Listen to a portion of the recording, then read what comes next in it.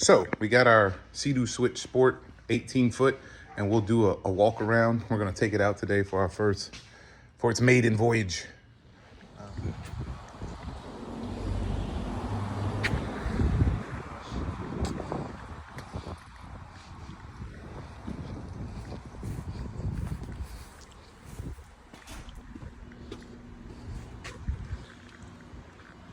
Okay, this is Captain Avery.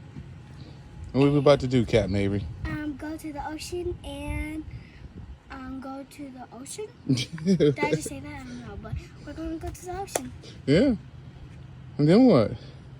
Then. Oh, are you driving this thing? Yeah, sure. Okay. So you're the captain? Yeah. Okay. All right. We got to get to it. Yeah, so it's the first day on our Sea-Doo Switch.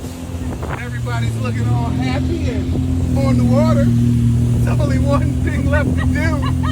What's that, baby? Open her up. You filming? Woo-hoo!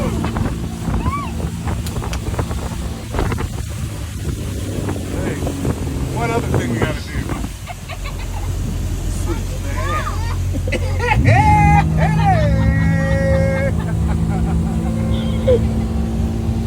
El Capitón, el Capitón. It's first day on our Sea-Doo Switch Sport 18 foot. So far so good. We let in E.G. Simmons Park in Apollo Beach, and or Ruskin, whatever you want to call that, and I keep losing my key. But so far, ride's pretty good. We got the 230 horsepower, and it's pretty good. You can see we got St. Pete over there. You can kind of see the Rays Stadium in the background, and Tampa's back this way. Apollo Beach, Ruskin over that way. So we're just sitting here in the middle of the bay right now, and we're about to take off. So let's get to that. We just hit this here start button. Put this thing in forward, and then we. And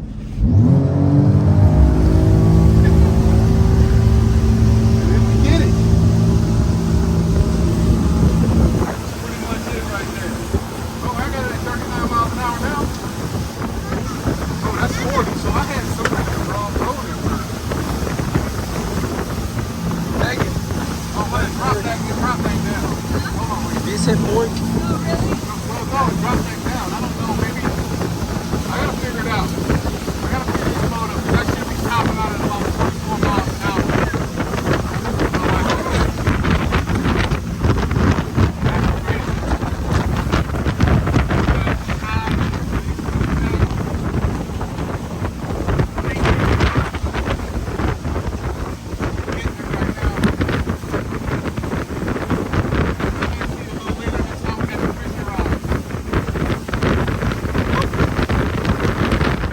So this portion of the video is the AAR. That's what we call it in the Marine Corps, or after action report.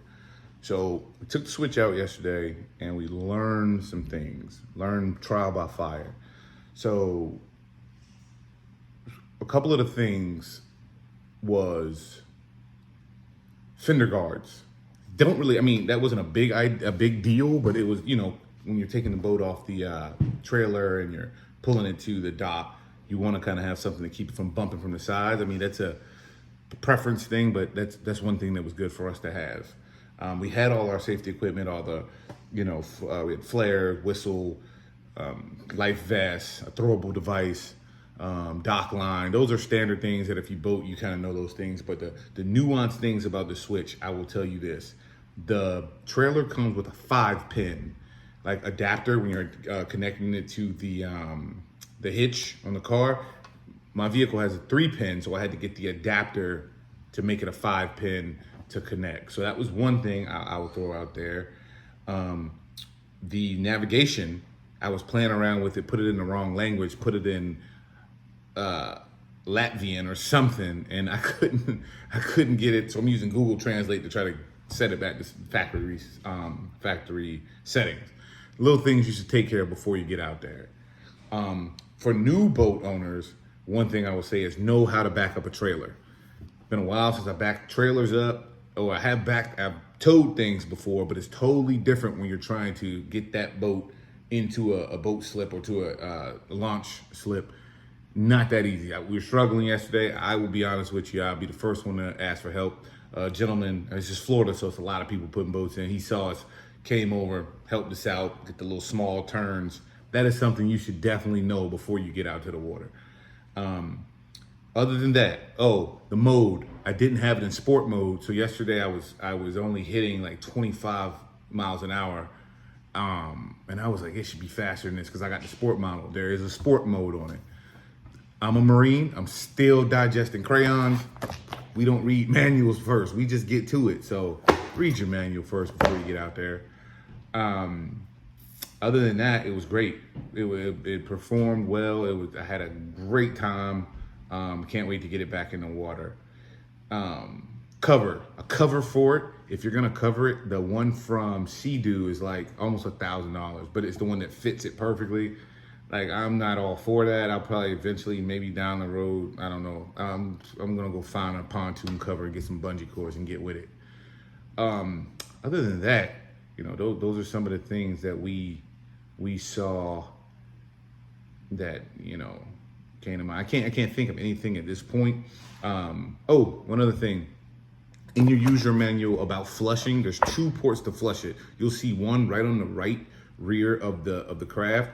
There's where you connect a garden hose and you flush it, and that flushes the hole. So the Sea-Doo installed I'd say like a hose that goes down the right side, around the front, and then down the left side, and you turn it on, and it runs water through, and it has little holes inside of that hose in the hole that it'll drain through so you can get that salt water out. Then there's another connector for a garden hose that actually flushes the exhaust and all that stuff.